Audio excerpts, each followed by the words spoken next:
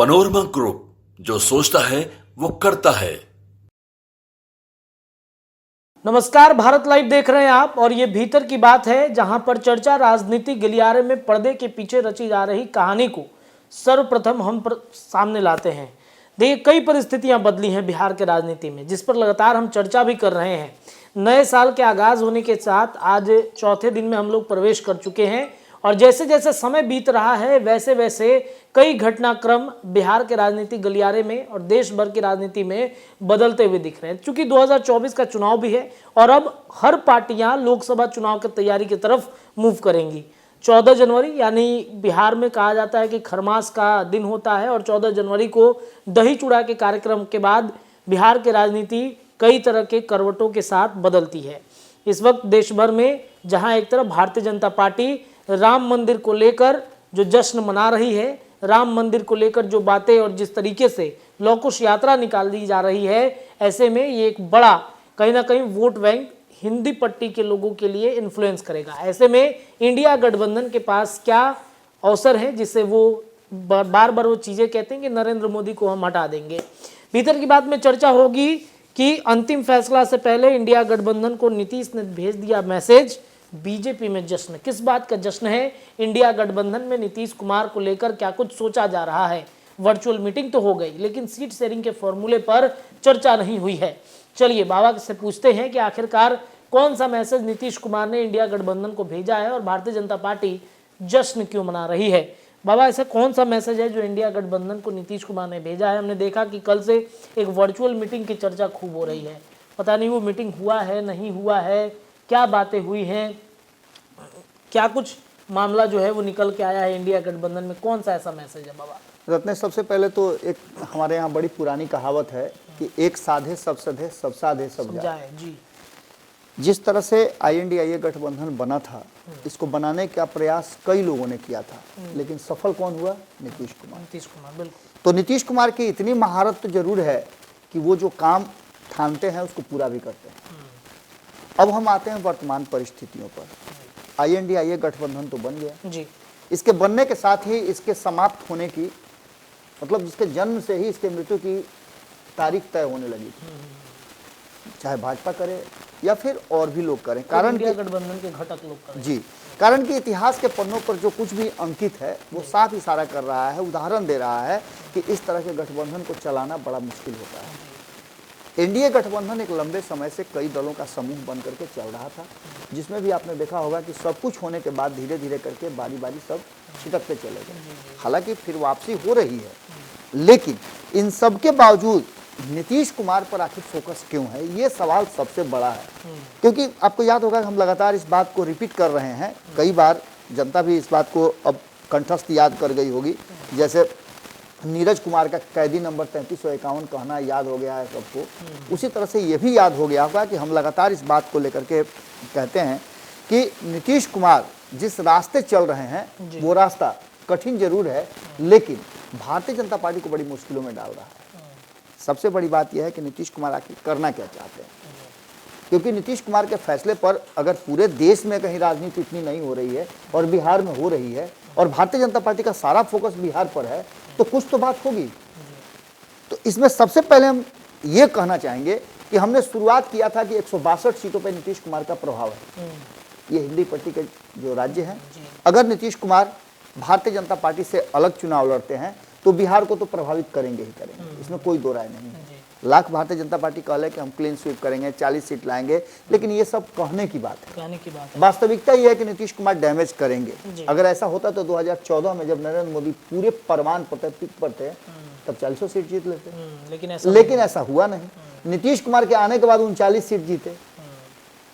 अब उसके बाद अगर 2015 की बात करें तो 2015 में तो भारतीय जनता पार्टी को सत्ता तक नहीं आने दिए। नीतीश की महत्ता खूब बढ़िया से भारतीय जनता पार्टी समझती है। बिल्कुल। अब इसको अगर दूसरे परिप्रेक्ष्य में देखा जाए तो बिहार में नीतीश कुमार पूरी तरह से फोकस है, यानी 40 सीटों की गारंटी अगर भारतीय जनता पार्टी नीतीश कुमार के साथ होती है तो रहती है। भले जीत के लिए आंकड़ा जो भी हो जाए वो अलग बात है, लेकिन दावे 40 के करने पर यह लगता है कि वास्तव में ये दावा महत्वपूर्ण है। वहीं अगर उत्तर प्रदेश की बात करें तो उत्तर प्रदेश में चलिए 80 सीटों में मान लेते हैं कि भारतीय जनता पार्टी कभी 75 सीटें जीत जाए, 60 सीटें जीत जाए, लेकिन अगर नीतीश कुमार का वहां प्लस पॉइंट हो जाता है तो आपको पता है कि वहां लौकुश का वोट जो है वो भारतीय जनता पार्टी में एड ऑन होगा। तो ऐसी स्थिति में परिस्थितियां और बेहतर हो सकती हैं, जो देखने को मिला पिछले 2019 के चुनाव में। बिल्कुल। पश्चिम बंगाल की बात कर लीजिए, पश्चिम बंगाल में भी लगभग वही बातें हुई। तो देश के अन्य हिस्सों में, दिल्ली में आप बात कर लीजिए, तो दिल्ली में भी बिहारियों ने खुल करके भारतीय जनता पार्टी का सपोर्ट किया। तो वहीं झारखंड में भी आप देख लीजिए क्लीन स्वीप हुआ। ये सारी बातें इस तरफ इशारा कर रही हैं कि भारतीय जनता पार्टी को पता है कि नीतीश कुमार की महत्ता कहाँ है, लेकिन इन सब के बावजूद नीतीश कुमार अभी INDIA गठबंधन में है, मजबूती के साथ हैं। और आपने जैसा कि कहा कि अभी भी उनको संयोजक बनाने की बात चल रही है, जो कि पूरी तरह से अगर कहा जाए तो इस बात में कोई दम नहीं है। जूठा थाली में कोई खाना नहीं चाहता है। मतलब ये एक तरीके से कहे तो एक बार फिर से प्रेशर पॉलिटिक्स की तरफ नीतीश कुमार जा रहे हैं। बिल्कुल बिल्कुल। सुशील मोदी ने कहा भी है कि नीतीश कुमार इस तरह की बातों को सामने ला करके ये कोशिश कर रहे हैं कि हमको कुछ मिल जाए। जो नीतीश कुमार पहले कहा करते थे दूसरों के लिए, वही बात सेम रिपीट हो रही है। तो ऐसी परिस्थिति में एक बात आप समझ लीजिए कि नीतीश कुमार के पास विकल्प है, और वो विकल्प कैसा है तो आपको पहले ये हम समझा दें कि नीतीश कुमार ने जातीय गणना कराया। जातीय गणना कराने के बाद नीतीश कुमार का सबसे पहला फोकस क्या था कि ये गणना देश भर में हो, पहली बात। अब यहां आकर के अगर वो भारतीय जनता पार्टी के सामने ये प्रस्ताव रखते हैं तो आप समझ सकते हैं कि भारतीय जनता पार्टी ऑलरेडी जातीय गणना कराने, महिलाओं को 33% आरक्षण देने, ये सारी बातें कर रही है। इसका मतलब है कि जातीय गणना उसे, जनगणना उसे कराना पड़ेगा। तो उसके पास बाबा रोहिणी आयोग अभी बचा ही हुआ। बिल्कुल, ये तो उसके सेकंड फेज का बात है ना। ये तो अभी होना है, पहले तो गणना होगी, जनगणना कराने के बाद ये सारा चीज लागू होगा। उसके बाद रोहिणी आयोग अभी माथे पर सवार है, इसके बाद CAA का अनाउंसमेंट हो चुका है। तो ये सारी चीजें जिसका समर्थन नीतीश कुमार कर रहे हैं, अगर भारतीय जनता पार्टी मान लेती है तो नीतीश कुमार के लिए रास्ता खुल जाएगा। दूसरा, अगर जातीय गणना कराने का बात मान लेगी तो आरक्षण भी मानना पड़ेगा। आरक्षण अगर मान लगी तो विशेष राज्य के दर्जा पर हो सकता है विशेष राज्य नहीं मिले, लेकिन पैकेज तो देना पड़ेगा। अगर ये देने के लिए तैयार हो जाए तो नीतीश कुमार के मुंह मांगी मुराद पूरी हो जाएगी। यहाँ भी नीतीश कुमार के पास रास्ता है। इसके साथ साथ पार्टी और उनके पद को बचाने के लिए भी नीतीश कुमार के लिए जरूरी है कि एक ऐसे मोहरे के पास जाएं, एक ऐसा रास्ता अख्तियार करें जहां से उन्हें बहुत कुछ मिले। क्योंकि आप जब देखे हुए है कि जब से वो महागठबंधन की तरफ गए हैं, तब से लगातार ये चर्चाएं तेज हो गई है कि पार्टी टूट रही है, पार्टी संगठन में दिक्कत हो रही है। हालांकि कह करके तो यही गए थे कि मेरी पार्टी और मेरे कुर्सी दोनों पर भाजपा की नजर थी, लेकिन हुआ उसका जस्ट रिवर्स, उसका उल्टा हो गया। नजर डाल बिल्कुल सबको पता है। उसके बाद उनके सांसद, विधायक, जिस पर पार्टी पूरी तरह से आश्रित करती है, वो सारे लोगों का, अधिकांश लोगों का ये दावा है, उनका कहना है, डिमांड है कि वो नीतीश कुमार NDA के साथ जाएं बनिस्पत महागठबंधन। ये भी एक बड़ा फैक्टर है, क्योंकि सबको पता चल गया है, उनकी पार्टी में जो उनके सांसद हैं, विधायक हैं, उनमें से अधिकांश लोगों का ये कहना है कि आप इंडिया गठबंधन को छोड़िए, NDA की तरफ आ जाइए, क्योंकि वहां बहुत कुछ सुरक्षित नजर आता है। इसके अलावा राम मंदिर का जो प्राण प्रतिष्ठा है, उसके लिए मैंने खबरों में देखा है कहीं कि नीरज कुमार, जो लगातार भारतीय जनता पार्टी को सातू पानी लेकर के कोसते थे, जब से अलग हुए थे तब से लग रहा था कि नीरज कुमार से बड़ा कोई विद्रोही नहीं हो सकता है। जब वो दूसरे खेमे में रहते हैं, NDA में रहते हैं, तो लालू प्रसाद उनके टारगेट में रहते हैं। इन सारी बातों को लेकर के जब नीरज कुमार खुद ही ये बात कह रहे हैं, ललन सिंह बिल्कुल सॉफ्ट हो गए हैं, तो ऐसी स्थिति में ये संभावनाएं बढ़ रही हैं कि कहीं ना कहीं अंतिम फैसला लेने से पहले नीतीश कुमार ने इंडिया गठबंधन को वो मैसेज दे दिया है। एक मैसेज कि नीरज कुमार ने साफ कहा है, जो कि पार्टी के मुख्य प्रवक्ता हैं, उन्होंने कहा है कि निमंत्रण मिलता है तो हम जाएंगे। दूसरी सबसे महत्वपूर्ण बात कि जो 12 घंटे के अंदर में घटनाएं बदली हैं, लगातार हर 2 घंटे के बाद अब देखिए कुछ ना कुछ बिहार के राजनीति में ट्विस्ट हो रहा है। एक ट्विस्ट ये हुआ है कि कल रात में ही नीतीश कुमार अध्यक्ष बनने के बाद पहला फैसला जो लिए, वही काफी विस्फोटक है, धाकड़ फैसला है। और वो फैसला है कि अरुणाचल सहित बिहार में भी सीटों का उम्मीदवारों का चयन शुरू हो चुका है। और अरुणाचल के विधानसभा के लिए तो उन्होंने उम्मीदवार का चयन कर ही दिया है। बिहार में भी आपने सुना होगा कि कितना दावा ठोक करके कह रहे थे कि राष्ट्रीय कार्यकारिणी की बैठक में सीतामढ़ी सीट का फाइनल हो गया है और विधान परिषद के जो सभापति हैं देवेश चंद्र ठाकुर, उनका नाम घोषित हो गया है। अब इसका मतलब आप समझ सकते हैं, एनडीए में वापसी के जो कयास लगाए जा रहे हैं उसको यूं ही आप नहीं निरस्त कर सकते हैं। गैर भाजपा गठबंधन जो INDIA है उसमें नीतीश कुमार सहज नहीं है बिल्कुल। और उनकी संभावनाएं वहां समाप्त होती नजर आ रही हैं। बिल्कुल। सबसे बड़ी बात यह है कि अगर नीतीश कुमार को कुछ करना है तो उनको सबसे पहला फोकस करना होगा बिहार पर, और बिहार पर फोकस वो तभी कर सकते हैं जब बिहार में अधिक सीटों पर उनको मौका मिले और उनके रास्ते में कोई नहीं आए। यहाँ तो रास्ते में कई अड़चन है। बिल्कुल, कांग्रेस है, राजद है। कांग्रेस 9 सीटें मांग रही है। तो नीतीश क्या करेंगे?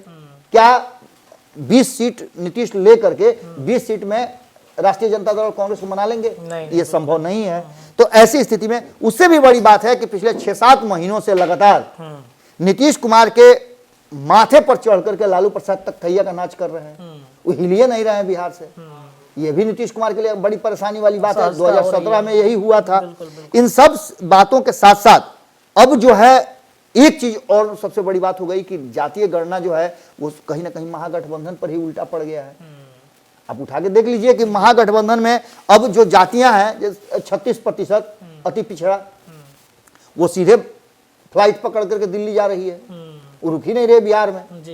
दूसरा सबसे महत्वपूर्ण बात कि 27% जो पिछड़ा वर्ग है उसमें 14% को छाट दीजिए तो बाकी का 13% है वो सीधे पानी के जहाज से सफर कर रहा है, दिल्ली की तरफ जा रहा है।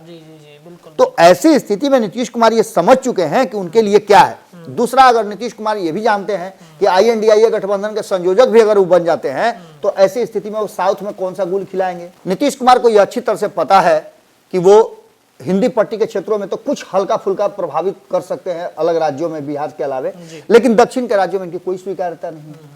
तो ऐसी स्थिति में नीतीश कुमार के लिए INDIA गठबंधन जो कि एकदम पूरी तरह से आंदोलित है, आपने अब शुरू में ही कहा कि वर्चुअल मीटिंग होनी थी, किसी को पता नहीं है। यहाँ तक कि तेजस्वी यादव से भी कल पूछा गया है वर्चुअल मीटिंग की तो बोले कि हमको नहीं पता है। इसका क्या मतलब निकाला जाए? इसका सीधा सा मतलब यह है कि नीतीश कुमार के पास विकल्प कम है।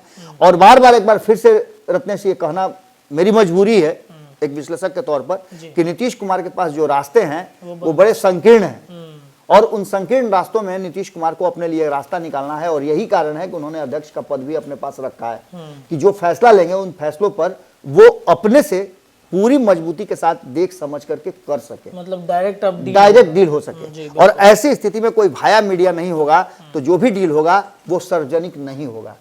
तो दो ही बातें सामने नजर आ रही हैं। एक, नीतीश कुमार क्या भारतीय जनता पार्टी के साथ सब कुछ फाइनल करने के स्थिति में आ गए हैं, हो गया है सब कुछ तय, क्योंकि भारतीय जनता पार्टी की तरफ से बड़ा सॉफ्ट कॉर्नर देखा जा रहा है। और एक चीज है कि उनके मंत्री लगातार दिल्ली कूच कर रहे हैं। एक से एक बड़े सांसदों को हमने देखा दिल्ली में उनका दौरा हो रहा है। मंत्री संजय झा दिल्ली लौटे फिर दिल्ली चले गए। बिल्कुल, लेकिन आधे रास्ते से फ्लाइट खराब हुई तो लौट भी आए थे वो। बिल्कुल, देखिए मैसेंजर का काम है मैसेज देना, फैसला तो दोनों को करना है, जिसने मैसेज दिया है और जिसको मैसेज भेजा गया है।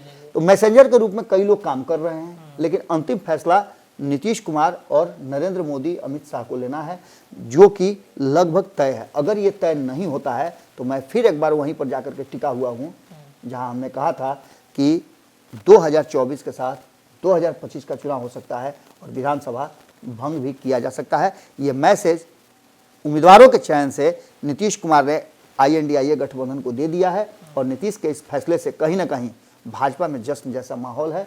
आपने देखा होगा कि भाजपा के लोगों के चेहरे कहीं ना कहीं खिलते हुए नजर आ रहे हैं और खास करके बिहार के। चलिए, बिहार में स्थितियां बदलने वाली हैं तो कुर्सी की पेटी बांध लीजिए क्योंकि बहुत कुछ बदलने वाला है। जुड़े रहिए भारत लाइव के साथ, खबरों का सिलसिला दिन भर जारी रहेगा। देखते रहिए भीतर की बात। धन्यवाद। पनोरमा ग्रुप, जो सोचता है वो करता है। अगर ये वीडियो पसंद आई और वह बिहार के राजनीति और बिहारियत से सरोकार रखेनी तो सब्सक्राइब बटन दबा के चैनल के सब्सक्राइब कर ली। ओजे एगो घंटी बा, ओकरा बटन दबा देला से कुल सटीक और मारक खबर रुआ मुफ्त में मिल जाई। अगर रुआ पत्रकारिता के हमनी के नया प्रयोग में सहयोग कर चाहतानी तो ज्वाइन बटन दबा दी। पेटीएम नंबर नोट कर ली 9386816700। धन्यवाद।